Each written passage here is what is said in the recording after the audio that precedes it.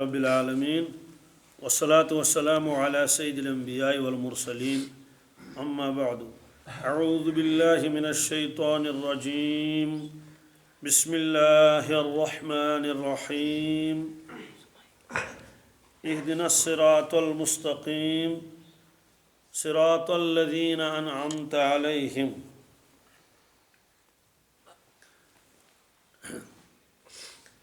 بندے نے اللہ تبارک تعالیٰ سے راہ مستقیم صراط مستقیم مانگی کہ یا اللہ مجھے سیدھا راستہ دکھا۔ اب وہ سیدھا راستہ کون سا ہے؟ صراط الذین انعمت علیہم، ان لوگوں کا راستہ جن پر آپ کا خاص فضل ہوا، جن پر آپ نے فضل فرمایا، ان کا راستہ دکھا دیجیے۔ اب وہ کون سا طبقہ ہے اب یہ بھی معلوم نہیں، اس لیے اس کی تشریح اللہ تعالیٰ نے خود فرمائی کہ وہ لوگ ہیں جن کے اوپر اللہ تعالیٰ نے فضل فرمایا۔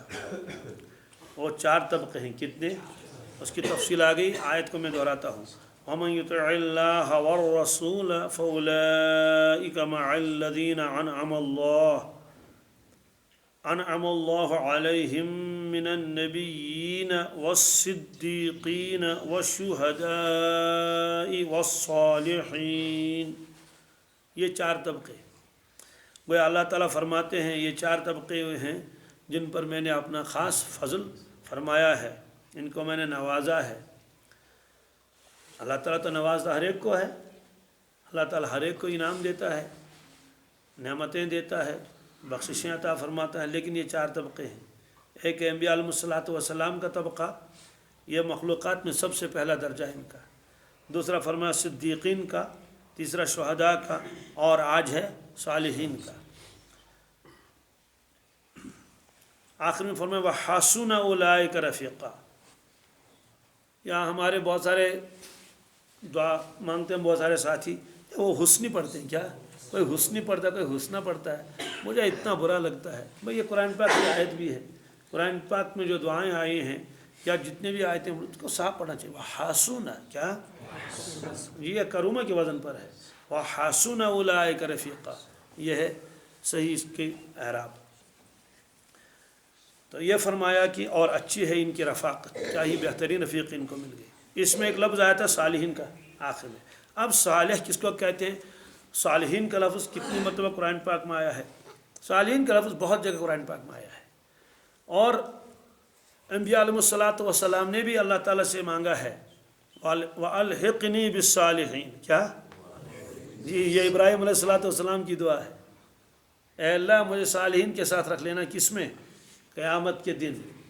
معلوم ہے کہ انبیاء علیہ السلام صالحین کے اونچے والے طبقے میں ہوتے ہیں، نبی تو وہ ہیں ہی، اس کے ساتھ وہ سچے بھی ہیں تو صدیق بھی ہیں، بے شمار انبیاء علیہ السلام شہید بھی ہوگے تو شہید بھی ہوگے، شہید بھی ہیں تو صالح بھی ہیں۔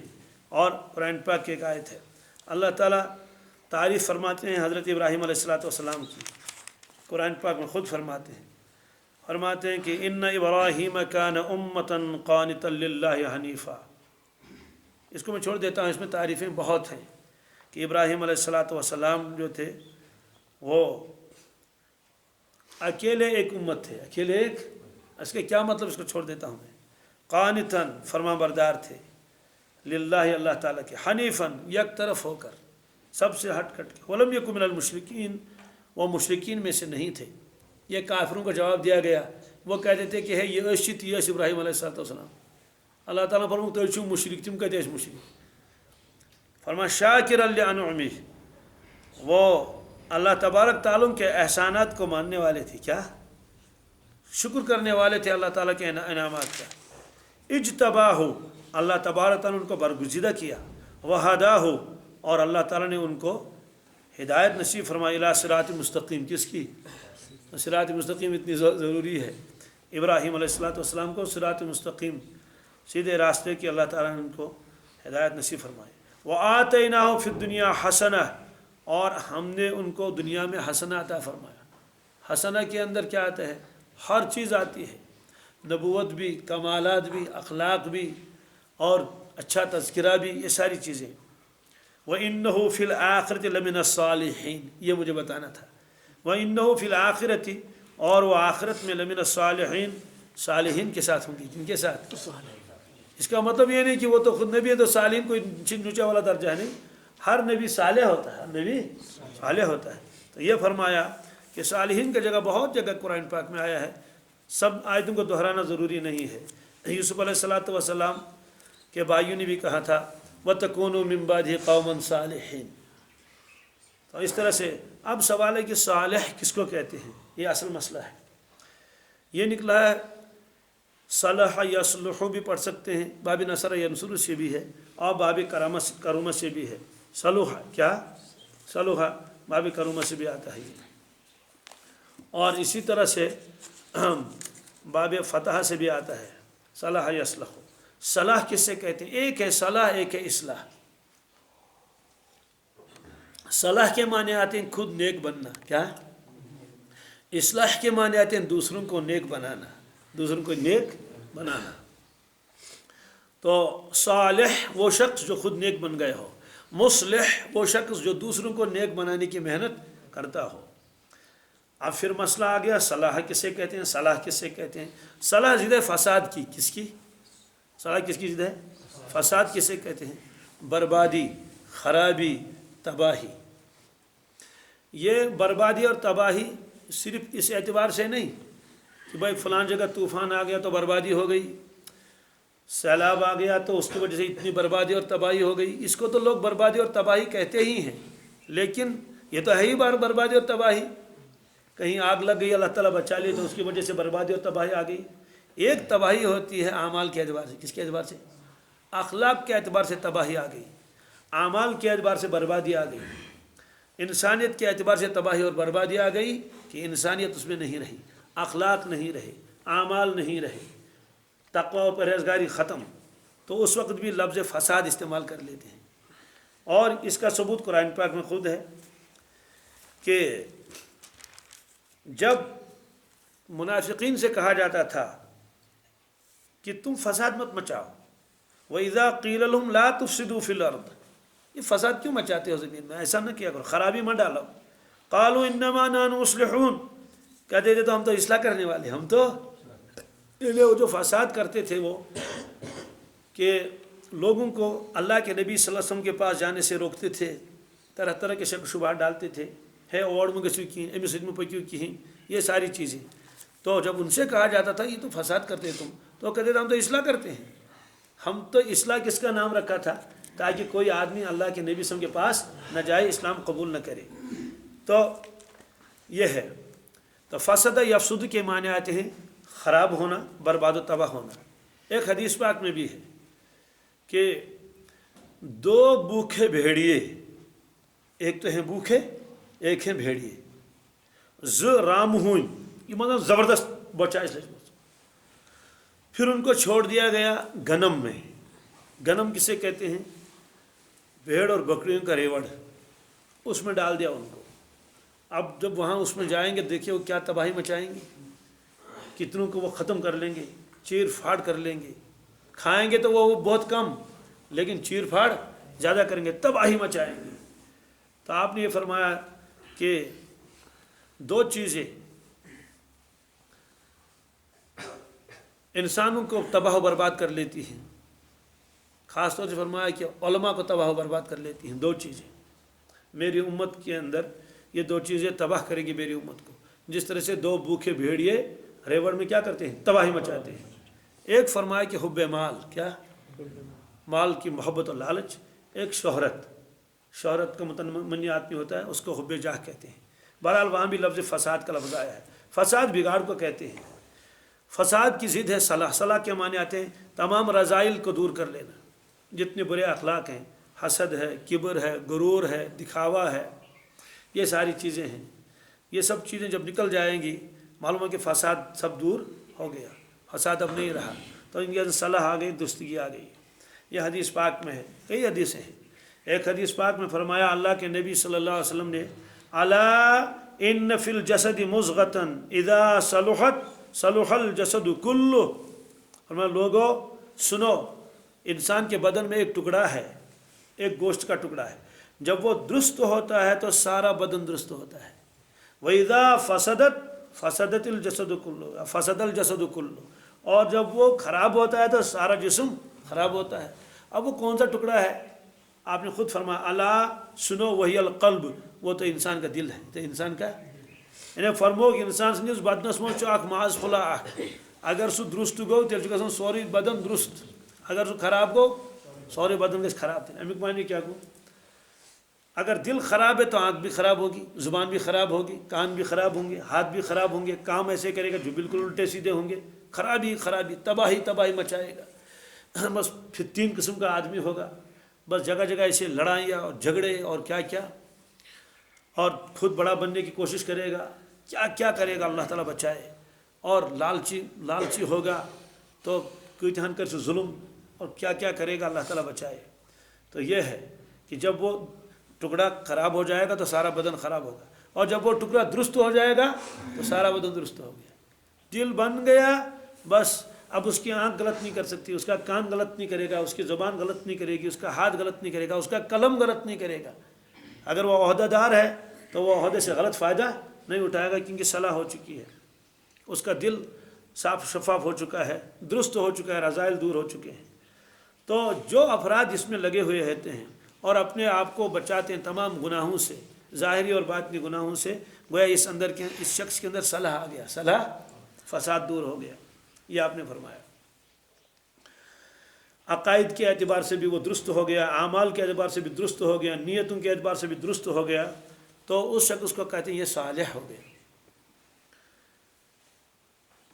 دعائیں مانگتے تھے رسول اللہ صلی اللہ علیہ وسلم ہماری تربیت کے لیے، ورنہ تو سبحان اللہ آپ کا تو ظاہر و باطن کا تو کوئی اندازہ بھی نہیں لگا سکتا، لیکن ہمارے سمجھانے کے لیے دعا مانگتے تھے، فرماتے تھے اللہم اجعل سریرتی خیرا من علانیتی، یا اللہ میرے باطن کو میرے ظاہر سے زیادہ بہتر بنا، اللہم اجعل سریرتی خیرا من علانیتی، یا اللہ میرے باطن کو میرے ظاہر سے زیادہ بہتر بنا۔ معلوم ہے کہ باطن بہت بہتر ہونا چاہیے، اب ظاہر نہیں، واجعل علانیتی صالحہ، یا اللہ میرے ظاہر کو بھی صالح بنا، کیا بنا؟ یعنی ظاہری اعتبار سے بھی میرے اعمال کیا ہونے چاہیے؟ بہت ہی اچھے ہونے چاہیے، لیکن باطن بھی میرا صحیح ہونا چاہیے۔ دونوں چیزیں آپ نے مانگی، ظاہر بھی مانگا، باطن بھی مانگا۔ اس سے معلوم ہوا کہ اگر کسی کا ظاہری خراب ہے، باطن کتنا ہی اچھا ہو تو پھر بھی تو خرابی ہے، اور اگر کسی کا ظاہر بہت اچھا ہے، حاجی بھی ہے اور زکوٰۃ بھی دیتا ہے اور نمازیں بھی پڑھ لیتا ہے، لیکن اندر سے سب خراب ہے، نیت ٹھیک نہیں ہے، تو ناکام ہے۔ تو ہماری شریعت نے جتنا زور باطن پر لگایا اتنا زور ظاہر پر لگایا، جتنا زور ظاہر پر لگایا اتنا زور باطن پر لگایا، دونوں چیزیں ضروری ہیں۔ اسی لیے قرآن پاک نے فرمایا وَذَرُوا ظَاهِرَ الْإِثْمِ وَبَاطِنَهُ، لوگوں ظاہری گناہوں کو بھی چھوڑ دو اور باطنی گناہوں کو بھی چھوڑ دو۔ تو باطنی گناہوں کے چھوڑنے کا تو الگ حکم لگا دیا، ظاہر و باطن۔ بعض لوگ کہتے ہیں دل گش ٹھیک آسن، کیا گش آسن؟ بس دل گش آسن ٹھیک، بالکل یہ تو صحیح بات اس نے کہی، لیکن اس کے کہنے کا مطلب یہ ہے کہ یہ جو میں ظاہر میں گڑبڑ کرتا ہوں مجھے اس پر روک ٹوک مت کر لو، بس دل گش صحیح آسن، تو یہ بھی غلط ہے۔ تو بعض لوگ کہتے ہیں کہ ہے اس کیا گو دل ویل میں مراقبہ پتہ ذکر اذکار کیا اعمال چھے، تو یہ بھی غلط ہے، اس لیے کہ اس کا دل صحیح نہیں۔ دونوں صحیح ہونی چاہیے۔ آپ بھیڑ کا گوشت تب کھائیں گے جب اندر سے وہ صحیح نکلے گا۔ اگر تو کاٹ کروان زبان نیبر کن اصل اندر کن یل وچھو مازس خرابی تتھ کیم پیمت تو کوئی اس کو لے لے گا، آپ اس کو کھانے کے لیے تیار ہو جائیں گے؟ نیول اس اندر کی ماز گمت تو کچھ بھی نہیں ہے، تو اس کا تو ظاہر تو ٹھیک تھا اس کا، لیکن اس کا تو باطن سارا خراب ہے، بھائی اس کو کھا نہیں سکتے، ہاتھ مت لگاؤ۔ اوپر سے اخروٹ بہت اچھا ہے، صاف و شفاف ہے، صابن چھس مجموع یل پھٹروک سہ درا اندر ژھۄژ ساری ڈونے سی تو ات کیا یہ باو۔ اور اگر نیبر کن گولڑ کرہین تتھ مل پت کن ہے تو آپ کسی ٹھیک ہے آپ نے گھر میں تو استعمال کر سکتے ہیں، لیکن آپ بازار میں لے جائیں گے، کیا اس کو شو میں رکھ سکتے ہیں؟ نمائشوں میں ہیکوا نت، وہ کہیں گے آپ نے اس کو صاف کیوں نہیں کیا ہے، یہ تو کیا اس کو واپس کر لیجیے۔ دپیس ات گوج اصل دپی ہے گوج کے اصل تھاو سا ات نے ات کچھ خریدار ہی نا۔ تو مور کو کہتے ہیں کہ یہ تمام پرندوں کا راجا ہے، کیا ہے؟ سوال ہے کہ اس کو راجا کیوں بنایا گیا؟ اس کے وزن کی وجہ سے، اس کا وزن اتنا ہے، حالانکہ اس سے زیادہ وزنی جانور آپ کو ملیں گے، صرف اس کے ظاہر کی وجہ سے۔ کس کی وجہ سے؟ اس کا ظاہر ہے، اس ظاہر کی وجہ سے اس کو پرندوں کا راجا کہا گیا۔ سر کے اوپر تاج ہے اور بہت ہی خوبصورت پر ہے۔ اب تفصیل کرنے کی ضرورت نہیں، تو فوراً آپ کے ذہن میں تو مور کا تصور آ گیا. تو واقعی ہے پرندوں کا راجا کہ نہیں؟ مگر گانٹ کیا لائی تمس برونٹ کن، کاو کیا لائی تمس برونٹ کن ہے؟ واقعی پرندوں کا راجا ہے. ایسا اللہ اکبر. جیسے پہلے زمانے میں کہتے تھے کہ بادشاہ تاج آسان کلس پہ، تمس تاج کلس پہ. کیا خوبصورت ہے. لیکن مجھے بتائیے، اگر اس کے وہ سارے پر اکھیڑ دیے جائیں، تاج تو ژھنس کرپت سورے، پتہ یہ کنس میں دپیک ہے بہت پرندوں کا راجا، تمس مانیا کہاں؟ اسے کہیں گے بھائی ہٹ، پرندوں کا راجا ہے. تو پرندوں کا راجا تو اس کے سر پر تاج ہوتا ہے. کہتے ہیں میں اوس مگر میں سن سے ٹھٹت، میں سن سے مطلب یہ تیوت ضروری کہ ہے نا، جیسے ہم لوگ آج کہتے ہیں کہ یہ بھی ضروری نہیں. تو سارے تیر آس کڑت تو سوس پتہ گزن یا کیا کھنز پوتا ہو، تو اس کو کوئی بادشاہ بنانے کے لیے تیار ہوگا؟ مان اس سے کہیں گے بھائی میں فلاں کا بیٹا ہوں، پدرم سلطان بود، میں آج اس بڑی بب قطب الاقطاب. اسے کہیں ٹھیک ہے، لیکن آپ کیا ہیں؟ آپ تو اپنا بتا تو اس نے کہا نہ میون نا مول تو بڑی بب تو سوس پرندوں کا راجا. اسے کہیں گے ٹھیک ہے، اس کے سر پر تاج تھا، اس کی وجہ سے ہم نے اس کو راجا بنایا تھا. اس کے بدن کی ساخت ایسی تھی، اس کے اوپر سارے پر موجود تھے، بہت خوبصورت تھا. واقعی جب آتا تھا تو سارے پرندے وہ کیا کرتے تھے؟ اش کرتے تھے اور رشک کرتے تھے. کیا شان ہے اس کی. لیکن تمہارے کوئی چیز ہے ہی نہیں، بس صرف تو نام ہے کہ تم مور کے خاندان سے ہو. تو بتائیے ہے یا نہیں ہے؟ تو ظاہر ہے. بہرحال تو باطن بھی ہونا چاہیے. باطن کی مثال بھی آ گئی. ظاہری سے آدمی کبوتر اور کوئل کے اندر فرق کر سکتا ہے. یا کوتر ہوچ ککل، یہ کاو ہوچ گانٹ. اگر ظاہری نمو سارے وڑیت تیل کت تر فکری کہ کٹ ماز کس تو ہاں بڑ ماز کس تو، یا اگر اہن ہونس تو کٹس کیا فرق گھس پتہ أندر کن تیل؟ شاید یہ ما آس کھانا یس زن تہ ہیکہ ونتھ، کم مشینہ آس عوام تو نہیں بتا سکتے نا. اس لیے اللہ کے نبی صلی اللہ علیہ وسلم نے ظاہر بھی مانگا اور باطن بھی مانگا. معلوم ہوا کہ ہر مسلمان کا ظاہر بھی درست ہونا چاہیے اور باطن بھی. اگر اس کا باطن درست نہیں ہے تو اس کو صالح نہیں کہیں گے، اور اگر اس کا ظاہر ہی درست نہیں تب بھی اس کو صالح نہیں کہیں گے. تو یہ فرمایا کہ وہ دل ہے. اس لیے اکابر بہت محنت کرتے تھے دل پر، تاکہ دل کیا بن جائے؟ نیک بن جائے. جب دل نیک بن جائے گا انشاءاللہ اس کے اعمال بھی درست ہو جائیں گے.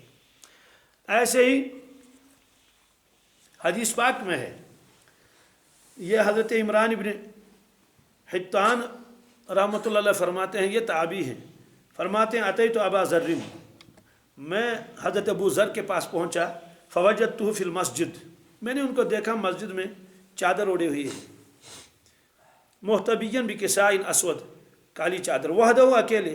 فقلت یا ابا ذر ما هذه الوحدۃ، میں نے کہا حضرت اکیلے کیا کر رہے ہیں آپ یہاں؟ تو انہوں نے وہاں سے حدیث سنائی. فقال سمعت رسول اللہ صلی اللہ علیہ وسلم یقول الوحدۃ خیر من جلیس السوء، فرمایا کہ میں نے اللہ کے نبی صلی اللہ علیہ وسلم سے سنا کہ تنہا رہنا بہتر ہے برے ساتھی سے. کس سے؟ برے ساتھی سے تنہا رہنا بہتر ہے. والجلیس الصالح خیر من الوحدہ، اور فرمایا سنو صالح کا لفظ یہاں آیا نا، اس لیے میں اس حدیث کو لایا یہاں کہ صالح ہم نشین یہ بہتر ہے تنہائی سے. کس سے؟ کیونکہ اس کے اثرات مجھ پر پڑیں گے، اس سے میں نیک بات سیکھ لوں گا. وَإِمْلَاءُ الْخَيْرِ خَيْرٌ مِنَ السُّكُوتِ، اچھی بات زبان سے نکالنا یہ سکوت سے بہتر ہے، خاموشی سے بہتر ہے. وَالسُّكُوتُ خَيْرٌ مِنْ إِمْلَاءِ الشَّرِّ، اور سکوت ہی بہتر ہے بری بات کہنے سے. تو یہ انہوں نے وہاں سے حدیث سنا لی حضرت ابو ذر رضی اللہ تعالیٰ عنہ.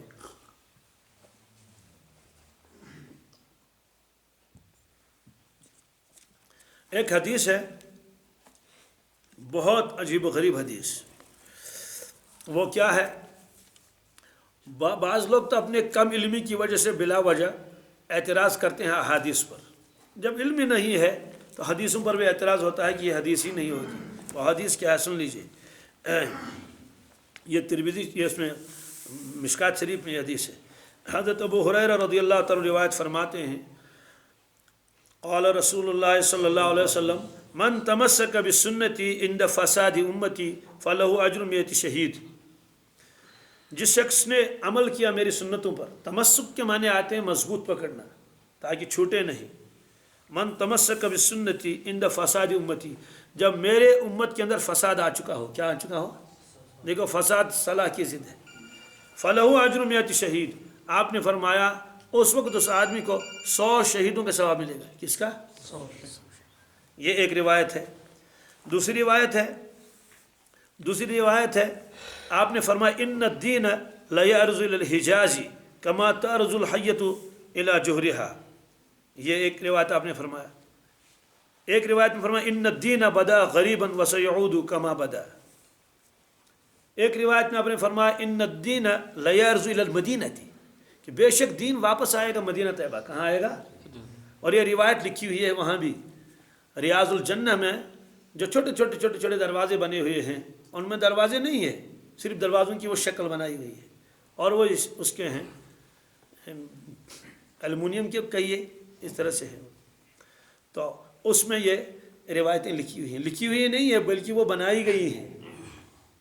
آج سے نہ بناؤ نے رابڑی کی بھی کنجی کی، تو وہ بالکل لکھی ہے. وہ تو یہ حدیث وہاں بھی ہے ان الدین لا یرز الی المدینہ، بے شک دین واپس آئے گا مدینہ طیبہ کما ترز الحیۃ الی جوہرها، جیسے سانپ واپس اپنے بل میں آتا ہے. اب سانپ سے کیوں تشبیہ دے دی، اس وقت اس حدیث کی تشریح کرنی مقصود نہیں ہے، صرف یہ بتانا ہے. آپ نے فرمایا کہ دین جب آیا ان الدین بدا غریبا، کوئی اس کو پہچانتا نہیں تھا، دین کو بالکل ایک اجنبی چیز تھی. وسیعود کما بدا، پھر تو پھیلا پورے عالم میں. فرمایا پھر ویسا ہی ہوگا، پھر ویسا ہی ہوگا، نکل جائے گا دین تمام شہروں سے اور ملکوں سے، واپس آ جائے گا مدینہ طیبہ. پھر آپ نے فرمایا فطوبى للغرباء، غریبوں کو خوشخبری سنا دو. کیا سنا دو؟ طوبہ کیا ہے؟ بعض لوگوں نے کہا یہ جنت کا ایک درخت ہے، بعض لوگوں نے کہا بس خوشخبری بنی غربان، کیونکہ انہوں نے فرمایا ان الدین بدا غریب، ان الدین بدا غریبا. اسلام جب نکلا، جب شروع ہوا تو اجنبی تھا. وسیعود کما بدا، پھر ایسا ہی ہو جائے گا. تو غربا کو خوشخبری سناؤ. اور یہ غربا کون سے ہیں؟ وہ جن کے پاس مال نہ ہو. فرمایا نہیں وَهُمُ الَّذِينَ يُصْلِحُونَ مَا أَفْسَدَ النَّاسُ مِن بَعْدِي مِن سُنَّتِي، رواہ ترمذی. یہ وہ لوگ ہوں گے یصلحون، وہ درست کریں گے، ما افسد الناس، جس کو لوگوں نے برباد کر دیا ہو، من بعدی میرے بعد، من سنتی میرے طریقے کو. فرموک یا سا سجامات یم بے درست کرن تمن تمام سنتن یم مین امتن آسن کیا لت مج کری سوری سنمت ترائیت طوفان سے تنمت. تو فرمایا کہ ان کو خوشخبری سنا دو. ان کو غریب کیوں کہا؟ حالانکہ تو امیر بھی ہو سکتے ہیں نا. یہاں غریب سے یہ مراد نہیں کہ پیسے نہیں تھے ان کے پاس، یہاں غریب سے مراد ہے لوگ ان کو اجنبی نظروں سے دیکھتے ہوں گے. بات سمجھ آ گئی؟ اب مجھے بتائے دفتر میں کوئی اسلامی لباس لے کر جائے گا تو سارے اجنبی نظروں سے دیکھیں گے نا، ہے یہ کیا سامد نوی کیا تھا نا، ہے ڈسپلن سامد عزیون. بات سمجھ آ گئی؟ کیونکہ سارے لوگ ایک طریقے کے ہوں گے، یہ دوسرے طریقے کا ہوگا. عجیب معاملہ تو یہ ہے، پہلے تو رشوت خوروں کے بارے میں میٹنگیں ہوتی تھی، بھائی فلاں آدمی رشوت ہے اس کو کیا کریں گے. اب رشوت نہ لینے والوں کے بارے میں میٹنگ ہوتی ہے. بات سمجھ آ گئی؟ ہے ام زیادہ تروٹ سون یہ دپان چھل چھل لگی زیون یہ رٹن کہ ام کر ریشتہ تنگ دیون دارت کن اندس لداخ وداخ. آج ایسا ہوتا ہے اور میں اس کا خود گواہ ہوں کہ جو لوگ خود آ گئے اور نے کہا ہم پریشان ہو چکے ہیں، دفتر والے ہم کو نکال دیتے ہیں. کیوں؟ ہم رشوت نہیں لیتے ہیں، کیونکہ ہم کو رشوت جو ہے لینا ہے اور آگے افسروں کو دینا ہے. میں نے ان کو بتایا بھائی یہ کام مجھ سے نہیں ہوگا اور اس لیے میرے خلاف کارروائی ہو رہی ہے. بات سمجھ آ گئی؟ کارروائی خلاف کس کے خلاف ہو رہی ہے؟ آج نیکوں کے خلاف کارروائی ہو رہی ہے، جو رشوت نہیں لیتے ہیں دیانتداروں کے خلاف. حالانکہ پہلے زمانے میں الٹا ہوتا تھا. تو یہ ہے فرمایا کہ یہ جو میری سنتوں پر چلنے والے ہوں گے، میرے دین پر چلنے والے ہوں گے، یہ تو اجنبی بنیں گے. کیا بنیں گے؟ جی. غریب کا ایک ترجمہ یہ بھی ہے، یہ کم درجے کے جو لوگ ہوں گے وہ تو سنتوں پر چلیں گے، باقی مالدار بھی ہے یہ مسئلہ تھا کن جائے تم آج فرصتی بچارن بت کھانا صبح چائے آسن چون کھڑا کھڑا تو وہ کیا دین پر چلیں گے. یہ فرمایا وَهُمُ الَّذِينَ يُصْلِحُونَ مَا أَفْسَدَ النَّاسُ مِن بَعْدِ مِن سُنَّتِي. اب سوال یہ ہے کہ اس میں تو یہ ہے جو میری سنت پر عمل کرے گا اس کو اتنا ثواب ملے گا. یہ ثواب اتنا کیوں ملے گا؟ سن لیجئے، ایک ہے شہید ہونا، ایک ہے شہید کا ثواب ملنا. یہی تو علم کی کمی ہے. ایک ہے شہید ہونا، ایک ہے شہید کا، ایک ہے حج ادا ہونا، ایک ہے حج کا ثواب ملنا. حج کا ثواب تو آپ کو اشراق پر بھی ملے گا. ابھی آپ اشراق کی دورہ کرنے پڑھ لیں گے، روایتوں کے اعتبار سے آپ کو مقبول عمرہ، ایک روایت میں مقبول حج کا ثواب ملے گا. لیکن ہم میں سے کون حاجی بنے گا اس کی وجہ سے؟ تو حاجی بننا الگ ہے، اس کا درجہ الگ ہے، ثواب ملنا الگ ہے. یہ نہیں فرمایا کہ وہ 100 مرتبہ شہید ہوگا. خوب سن لیجیے، اس کو 100 شہیدوں کا ثواب ملے گا. جیسے آپ نے فرمایا جو یتیم کے سر پر ہاتھ پھیرے گا یتیم کے سر پر ہاتھ پھیر لیا، فرمایا کہ انا و کافل الیتیم، میں اور یتیم کو پالنے والا، فرمو نبی کریم صلی اللہ علیہ وسلم اشت بھی یتیمس رچن وول یم یتیم روش کو ہاکذا فی الجنہ، فرمایا جنت میں ہم دونوں ایسے ہوں گے، کیا ہوں گے؟ وہ اشارہ الی اصبعہ، آپ نے دو انگشتان مبارک سے اشارہ کیا یہ، تو کیا مجھے بتائیے اگر کوئی آدمی کسی یتیم کو پالے گا، رکھوالی کرے گا، یتان سے بوڑ گو رچن پولن، تو کیا وہ اللہ کے نبی صلی اللہ علیہ وسلم کے برابر اس طرح ہوگا؟ کیا وہ نبی بنے گا؟ نبی بھی نہیں بنے گا، صدیق بھی نہیں بنے گا۔ لیکن آپ نے فرمایا دیکھو یعنی وہ میرے بالکل قریب ہوگا، کیا ہوگا؟ اب قریب کا کیا مطلب ہے؟ بار بار اس کو میری زیارت نصیب ہوگی وہاں، اور بالکل میرے قریب میں ہی اس کو جگہ دے دی جائے گی۔ ظاہر سی بات ہے نبی تو نہیں بن سکتا، صحابی بھی نہیں بن سکتا، لیکن یہ درجہ دے دیا گیا اس کو کہ اس نے یتیم کی کیا کی کفالت کی۔ تو یہ فرمایا کہ اس آدمی کو 100 شہیدوں کا ثواب ملے گا۔ اب ثواب اتنا کیوں ہے؟ اور کچھ ہونا چاہے؟ کہتے ہیں شہید جب ہوتا ہے تو اس کی جان چلی جاتی ہے، جان پیش کر لیتا ہے۔ تو اب اس نے کیا کیا؟ کہتے ہیں شہید نے تو زخم کھائے اور جان دے دی، اس نے بھی زخم کھائے۔ اس نے کون سے زخم کھائے؟ پرت دۄہ ٲسِس پامہٕ دِوان، مول اوسُس الگ دِوان پام، موجس الگ دِوان پام، آے وۄنۍ نیرِو تۄہہِ نٮ۪مازِ منٛزٕے، وٕچھ گُجُر ہُہ چھُکھ گوٚمُت، ریشہِ خارا چھےٚ تھٲومٕژ، یہ چلہِ نہٕ ییٚتہِ کینٛہہ، ہے نا؟ مولانا طارق جمیل صاحب بیان میں فرماتے ہیں کہ جب میں نکلا تھا علم دین کے لیے تو والد نے مجھے نکال دیا، آپ کیسٹ ان کے سنیں، گھر سے نکال دیا، اور وہ بتا رہے ہیں کہ وہ تاریخ بھی بتا رہی ہے، شاید 23 نومبر یا کیا مجھے والد صاحب نے 1972 میں گھر سے نکال دیا۔ تو فرمایا کہ میرا کوئی غلط مطالبہ نہیں تھا۔ تو گھر سے نکالا جاتا ہے، بات سمجھ آ گئی؟ پتہ نہیں کتنے کو نکالا، اور تانے کتنے دیتے ہیں، ہے دوڑ چھس زیٹھن تو اظہار چھس ژھٹن۔ یہ تانے جو آدمی سن لیتا ہے، یا دپن ہے ین پہ اللہ والے درائے تن پہ کیا سو کو مال کام، بات سمجھ آ گئی؟ خود سن لیجئے، جو بیچارہ یہ تبلیغی سن لے گا اس کے دل پر کیا گزرے گی؟ یا تو اس کو تبلیغ چھوڑنی ہے نا، سسنی ترائی تھی، یا چم تان برداشت کریں۔ حالانکہ یہ ونان کہاں ین پہ ڈانس لگ کریں ایسے مز روز دو تن پہ کیا بگے ببرکتی، ہے نا؟ یہ تو نہیں کہے گا۔ تو یہ ہے وہ تانے، اب اندازہ لگائیے تانے کیسے کھانے پڑیں گے۔ تو اس لیے فرمایا کہ یہ جو بار بار وہ تانے کھا رہا ہے، وہ تو ایک دن میں تو 100 مرتبہ مرتا بیچارہ، ہے نا؟ تمس مام چلاون اخ تیر، پتر چلاون اخ تیر پننی حض، اور موج چلاون اخ تیر۔ اب مجھے بتائے اس کو کتنے زخم آتے ہوں گے؟ کیوں؟ آدمی زخمی جیسے چھری سے ہوتا ہے، ایسے باتوں سے بھی زخمی ہوتا ہے۔ کس سے؟ بالکل طے ہے۔ پام دسنس کوتا زخمی گھس، برونٹ کن ونس کی تو کوتا زخمی گھس۔ تو یہ اسی لیے عربی کا ایک شعر ہے، بہت مشہور شعر ہے، نحو کی کتاب میں آتا ہے، جراحات السنان لہل تیامو۔ شاعر بھی کیا غضب کے ہوتے ہیں، جراحات السنان لہل تیامو، فرماتے ہیں کہ یہ جو تیر کا زخم اور کسی اوزار کا زخم یہ تو بڑھ جاتا ہے، یہ تو ڈریسنگ ویسنگ کرنس تو ولا یلتام ما جرح اللسان، لیکن زبان سے جو زخم دیا جاتا ہے وہ کبھی برتا نہیں، وہ ہمیشہ تازہ ہی رہے گا۔ اسی کو ایک اردو والے نے شعر میں پیش کیا، کیا کہا چھری کا، کیا چھری کا تیر کا تلوار کا زخم تو بڑا، چھری کا تیر کا تلوار کا زخم تو بڑا، لگا جو تیر زبان سے رہا ہمیشہ ہرا، رہا ہمیشہ۔ کہتے جب بھی سامنے آتا ہے تو وہ ایک گولی لگتی ہے، یہ وہ سوئی یہ میں یون، تو دن میں کتنی مطلب ایک بیچارہ زخمی ہو جاتا ہے۔ اصل میں جو یہ تانے برداشت کر لیتا آنا ہے، تو مانوی اعتبار سے اس کو شہید کا ثواب دیا جاتا ہے۔ کس اعتبار سے؟ ظاہری اعتبار سے تو نہیں ہو۔